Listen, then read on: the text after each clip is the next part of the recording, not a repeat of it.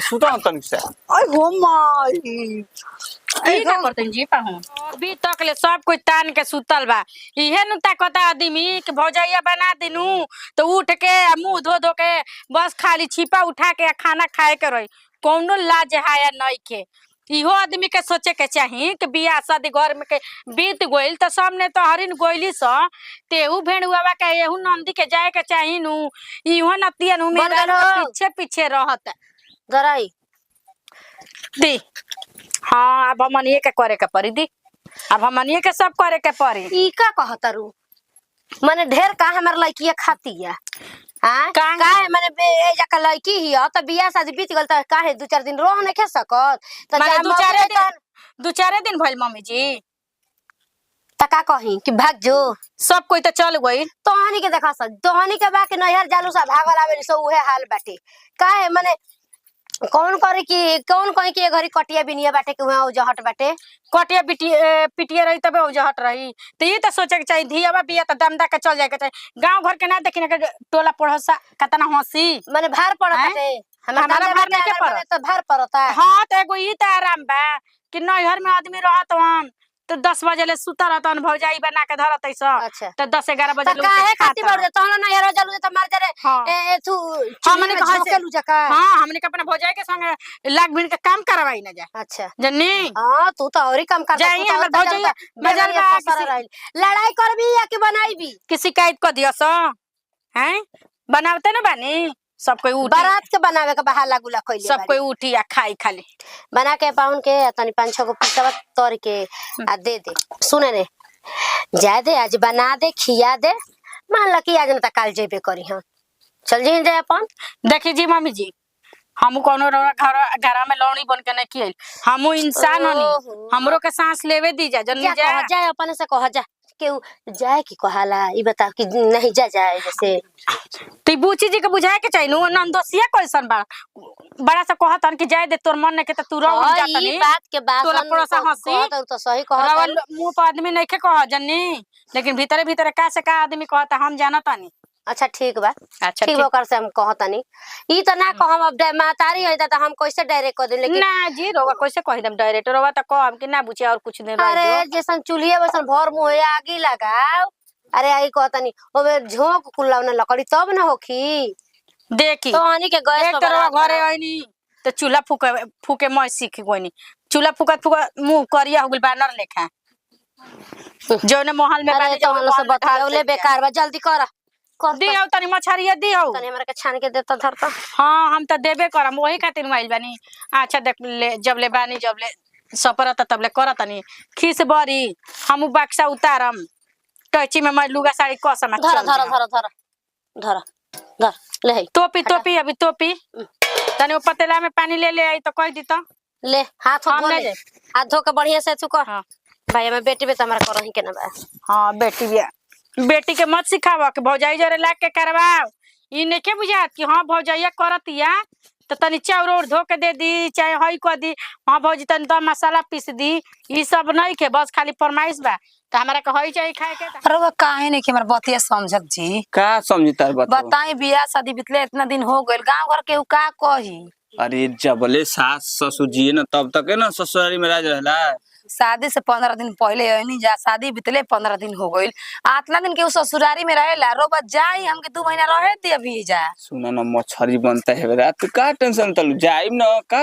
इतना घबराई रहत लू आई रे दादा मछरी बनता मुर्गा बनता रोज रहता कुछ कुछ बनते रहता त खाए खातिर के पेटू आदमी बा ना तू कतना हाला करता तलू हो बरमहल जा जिले एगो बात सुनी आदमी कहे ना कि ससुरारी में एके दिन रहला पर इज्जत मर्यादा बढ़ा रहला जहां रहनी 1-2 महीना 4 महीना पता चली ना कि माई न कर के लेना मोती तनी एदा माजी तनी हमर बरसिनिया काट दी तनी ढाठा काट के लेके इज्जतिया बन जाई कुल हम क दे ठीक ना सुना ना नया सरह जाइल 2-4 हाथ तक खा के ना जाई मुर्गा मछली उनका हाथ के लागत कि मेहर हिया ऐसे बात कहतनी अरे नहीं का कनी हां पूछो नहीं देखी सरज के मुंह दिखाई दे देनी पैसा दे देनी थरिया छकाई के रसम कुल चीज कर तू मेहरारू बारू जी कपड़ा पे चचा के लिए बोलू नहीं कर जाए 2 पीस देखी छड़ा ना तू का टेंशन तलू देखो जबले सास ससुर जिए त ना तबले घर ससुरारी में राज रहेला ठीक ना माने सास ससुर के घर अपन घर समझ ल हैं तो के कोनो दिक्कत बते भाभी जी कुछ कनी है का भाभी जी ना कहलही त हमारा तो ठीक नहीं खेलागत न जी गांव और के कोई की फलनिया के मार दा संग ही रहेला लागला कि एक दूसरा के बिना ना रहे न सब गांव घर के टेंशन काल बोल तार माई कुछ बोली है का बताओ ना हम तार माई ले बतिया ले देखी जानता नहीं काहे कहतनी का कि इतना दिन ससुरारी में रहला पन हां ताना मेरा भौजाई एगो बिया एगो औरी भौजाई उतर जानत नहीं खूब मछरी बनता है बेरा हो त जान तू कुछ लिया छान के ललाई रही ना हमेशा खाए खाती के मछरी बनता मुर्गा बनता है अंडा बनता एकदम तू पेटू कैसे हो गइला हो हमके त जानबे ना कर तू हम मेहरारू के दुश्मन हो जब त तोहार घर जैसे वैसे ही हमार घर समझा अरे बाप तो अब हमू कह देम ना कि जैसे दीदिया के मर्द से हमार मर्द नहीं ऐसन बात नहीं के तू का टेंशन तो तू जानता नहीं तू पिछ लियो सुनिए को बात कही देखी हमरा के रहे दिए जा और रुआ न जाए अच्छा ठीक बात है मेरा मछली खा के हम कल चल जी सरहज के मुंह दिखाई दे थरे छकाई होए गन तो काहे खाती अपना दिन ससुरारिया में और रोज के रोज कोट पैंट पहन कर रहते मेरा खीस भरता जी खीस भरता है कोट पैंट पहले में तो देख देख तकलीफ होता का तारा ससुरारी में जाइया से आइल बनते से कोट पैंट घरवा हाफ पैंट पे घूमी ना कोनो गली में एक लड़की ने खिसना पटाल ऐसन बात नहीं है हो ई अपन ससुरारी झाड़ हटाई निकाली अरे रहे ना तो निकला था जब हमार घर आपके घर तो जैसे हम रहते से रवा रही जा तू सड़िया तब खोल दा रहन नाती के बेटा रह जाना देखा दुख से छनाइल बता लेके भूख लागल तनी गधा के खा लो मर्द बड़ा ढले बड़ा हमारा के गधा के मेरा कुत्ता कुछ को सारा चिका रवा का बतियाओ तर नहीं जे अपन मेहरनुआ से आए जानत नहीं खूब मेहरारू ये आगे का जानत नहीं का नहीं जानत जी आए हमर करेजे पे एकदम पत्थर एकदम टंगा जला लागला कोई मारत ढाई डे हमर छतिया पर तार करेजा पे ठाई ठाई पत्थर गिरता ते ओके मनावत नहीं है समझ काहे कजी मनावत रहनी रवा हम के गांव में भेजल चाहती है का बताओ हम ताके छोड़ के गांव जा सकी ना ना जीरो मत जाए हमरो भी रह पैसा कहां बियारा नहीं खेलो कत ओकरा घर में गनी हम एक जनी हो गोड़ रंगना मांगत त काजी मम्मी जी अरे कदम पगा लेट बाड़ू का बोल टोला मम्मी? महला देखी त का कहेगी नंदया के करेजा बहे 2 दिन के कनिया चढ़ के रहतिया जानते नहीं मम्मी जी यहाँ के ना अनाना जी झगड़ा करते रहे तो समझाओ तरी कि ना करे के चाहिए ई कोन आदत सिखल बनी जी बे मतलब आपके पहला लड़की से लड़की लड़ाई है करत रहतनी हम ना जी आपके लड़की लड़ाई करतनी लड़के में लड़ाकिन हो गइल बिया तो बताई तो ओकर निर्गौ लखा लड़की हमारे ओकर मेहरारू मिली बात बतिएले बनी बताओ तो अच्छा ये बताई उना हमके जिले खदेता तली बताई तो ये हमार घर ना हुए ना ई गलती करते में खेदे के कौन बात बाटे अरे जैसे ऊ घर जैसे ई घर हम उहे कौन बात समझावत रहनी कि आके 10 दिन चाहे 20 हई देखा 4 महीना रही त का हो जाई माने तार लाज शर्म नहीं के नंदोई के लगे बैठ के आए तू कर तारू अने तो सरदने खड़ा गुलो आ तुम सास बहन त माने देखा त चल बन जाता दर दे देखी त का ए कही मम्मी जी देखी हमारा इजे रहला से कौन दिक्कत बा तो कहीं हम चल जाई पहुन ऊ बात नहीं के देखी कहे का मतलब कि रौरा नंदोई हई आई सरहज ये मान ली त मोर मजाक चल सकत थे लेकिन अब है बीच है आगाना में अभी के हुआ जो अभी नहीं नचना बाड़ी अभी त जे नखे देखले उ देखे अबे ना हम करी समझावत नहीं सर हजी के इहे बतिया जे घर में जा ठीक बा मम्मी जी अरे तनी ओहो रौरो न कुआरे पर से बतिया लेले बानी न त सोच ली कि काता नहीं करे तू हो गइल बाटे मार कुआरे पर से कहत नहीं कि भौजी के ओइला के देरी बा मम्मी जी भौजी के ओइला के देरी अब ठीक लागत ना रही 1 महीना औरी रही है बतियाई तनी गोड़ रंगना निकाल आव तनी ए भौजी मछरिया बनल हो बड़ा सोन गम कता मर्द के समझाओ तन कि जाई जी रहुआ हमके रहे दी मर्द समझते नहीं के रीतवा के माई आखिर में आज कहिए दरसिए कि का ए बचिया अपने त बाड़ू संगे संगे मर्दों के रखले बाड़ू नतिया के बेटा दोगला हमारी इज्जत नहीं लेता मर्द हुआ है मुर्गा मछली खाए के चक्कर में हम मन तो कोनो बात नहीं के अब ये ना केहू कहत हो कि भातार लेके सुतत होई नहीं हरे में हमारा इज्जत के दम धजे माने सिनो सिनहर का आदमी ई त ना बुझाला कि तनी भौजाई करत ये त हाथे पाते लाग के तनी करवा दी माने कौन सा ससुर चले में बनी? करी नहीं हरे में करी ये माने आदमी नौकर बा ना माने नैहर में आवेलन आदमी त खाली घूमेलन हैं माई हमार घरे वो जोग भी है, माई हमार बूढ़ पूरे नने के भौजी, तू कैसे बोलत तारू हो? देखी बुची जी हमनियो के अपना नैहर गोइल बानी जा जननी, लेकिन एगो भौजाई हमनी के शिकायत ना करिए सनु के बुची जी हमनी के साथे लाग के काम ना करावली। रवे बताई बियाह शादी भी बीत गइल, फुआ भी चल गइली, चाची और जन मौसी आई रही उहो चल गइनी, मामियो चल अरे गइनी। कहे के मतलब ई बा के हमहू चल जाई त हम ना जाई अभी, ठीक ना? माई बाबू के दाना हक लगा के खाना। बुची जी एक बात बताई, रो घरे काम नहीं के रहो सास ससुर इतना दिन कैसे रोवा के छोड़ देवलन जी? हमार सास और ससुर जाना था कि माई बाबू तब तक जियता तब तक हम बानी, न त भाई भौजी के काके पूछेला हो? बत कही से नु लागत नु के सास ससुर ये कहत नु के घर के कबाहट जौने गोई पोछिया दी है ना, हाथा हाथा कटवैले रहने भैया कहल ने कि बड़े बड़े कटवे पोछिया दे दिया आ दूगो पेटिया दे दिया आ मुड़िया दी हमरा भैया का के गोड़ा हाथ में काट के बना दी का उहे खाई का चूस के। अच्छी नार अपन भैया के जालू तो खालू का हो हैं? हमनी के मुर्गा मछली ना खाई ना जा रहा तो देखबे करी ना। आय भौजी रोला मार चटोर ना हम लड़ाई झगड़ा कोई कर तो आ सिंदूर लगाए कर त खूब पोतेलू के कोई खूब पतिवार्ता होई ना। हमरा के करे ना आवेला एक वजह से। तू बैठा हम अपन एक कराई छान के हम खा ले। ये करे छान के खा ले, मैं घरवा को आदमी ना खाई। देखा भौजी माने सब रोवे खातिर बा। अच्छा एगो बात बताई, रोवा ते जा बोलई बने कम से कम मर्दा के तो अपना भेज देती वो जुगावा हैं? अरे काब माने इया के त मातारी नि खोल के नहीं की कह सकत का कह देली रे के रोवतिया?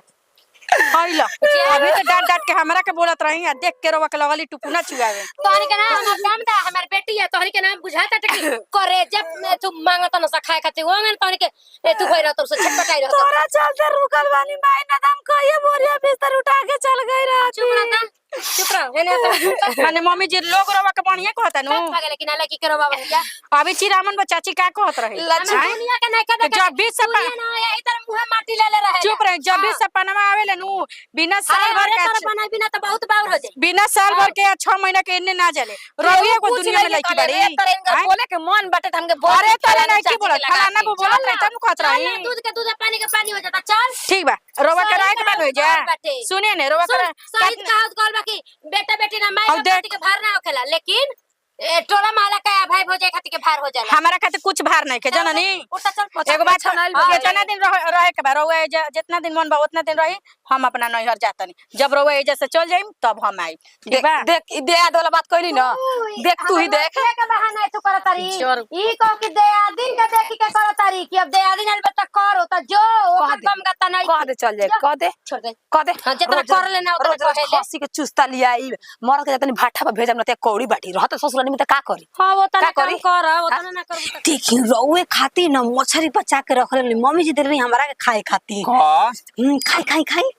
आज तक न दादी मोर हम मेहरारू इतना हमरा मान जान ना कइले कर जीविन हड़ी उनकर मुंहे मत लगनी ठीक ना। तू हमके मान जान करतल काश तारा से हमर बियाह हो गेल। ले हाँ निमन लगता ना अपन हिस्सा लिया हिंजी रो खियावे खाती। हाँ हम जरता हां हो भी जोरते बते हम खाई कुछ का सारा तार उठा दम कोयल के सो ठोर नियन बाते। देखिए भगवान जाई मत ऐसे ठीक ना। हां हम ना जीव बेजे रहम जाना तानी सब घर में देख के जरा ताटे ठीक ना। ठीक बात सर ई का करते जीरुआ? अरे कुछ नहीं देख सोहा जी मत हमरा बड़ा बुरा लागत ताटे ठीक बना जान कहीं हमरा के सोना कहीं तो सुता तन से ओए हो माई ई का करतन जी पाहु ए जे तू का करतड़ो? कुछ ना भाभी जी ए जे तन मछरी खाते ने कन्या। हां हां गांव घर देखी तो का कही हो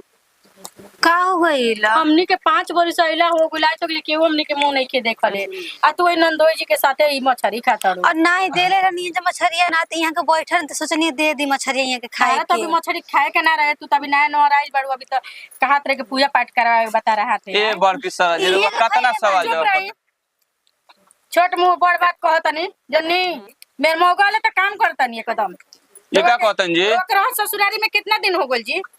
शरम नाम के चीज है मतलब हमार नहीं खे मछरी छान माई मछरी छान तो उहे जे देखो तो के का हो खतटे सराज रे का करतवन हैं? करतने जी कुछ नहीं चौकी पकाए खातिर पटक ले रही काय के मुंह में क्या तनी मछरी के करा के पर ये अरे पटकनी ऐसा नहीं है बस ऐसे हाथ से ढकेल देनी है ना रुका बाबूआ जी आवत हम तब कहता नहीं कि ना अरे ऐसा बात हाय नहीं है। ना हाय हाय मम्मी जी अरे ना हो ऐसा बात नहीं हमार है। मारता खाई मार दे समझ में नहीं के आवत रखे अरे नतिया आई कोई अरे सका कहीं जी। मुझसा अरे मजाक में हाथवा लाग अरे रहा मजाक बोली होत रहा लाटे जीरवा काहे से देखो हमार क्रिया खो दोगला यही से तार अरे मछली तक खाते लाली चाटा तरह सरहज के ससुर जे मिनी काटा छोड़ अरे ऐसा बात बेटा ऐसा ए खाली हम अपना जीजा से खाली बतियात पकड़ रही हाल चाल तही मुआना हमरा मुंह में करिखा पोतले रहे सास ननद के ये तो सामने मुंह में खियावत रही का बा के करे के मुंह में का हो दे उतरले बनी जाने जाने हम कहा था नहीं कि भाई हमरा के जाए दे जाने ना बचे ना तो मला चले भाई जरा के ऐसा बात नहीं है। ऐसा बात नहीं है सच नहीं। अरे हमरा नाम कैसे ए ऐसे मत करी दियते मरद के संग ना तू जाला मुझे तो बड़ा मुझे मुझे मुझे रे तू सोई दे होतली हां हम रखले बनी हम प्यार करने इनका से का कहते ले करी अठी तैने थुर मुही उतरले बनी तू अपना उतरले बनी ना अरे बचाओ अरे रुक रे दादा रुक रे ई कैसे करे सुन ई करिए हमारे काम में कमी रहा का हमारे काम में कमी रहा रे हमारे का छक्का रहा ना सब पूरा करत रहा तोरे खेला बढ़िया करे खेलड़िया रे खानी हां सेलिर भर तब हम छाट छिनार घटी समझ नहीं करा एक नंबर ई का कहत नहीं जी मत डाटी रो मारदा कोनो लइका नहीं खन दूध नहीं खन जन्नी यही ला तारे लेके जो एकरा माय बाप के खाए के चक्कर में तो गलवा हमके तलाक दे मुर्गा मछली खाए के मल गोप्पा खाए के चक्कर में ना ई चक्कर में त माते बड़ा देखी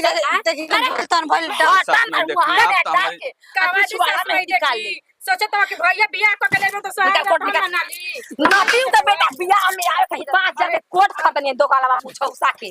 आय फूट जा दीजिए कतला रे वो सब करते हैं जी छोड़ दीजिए जी देखो सटा दर्द होता है दर्द हटा रही है हटा भी नती मच्छर बनल का देखे तू बनल ये हमार मर्द के झूठ बता हमी खाई भोसड़ी खाली तो प्यार करे तो बढ़ नहीं जाए दोनों जानी के जो उठाओ मां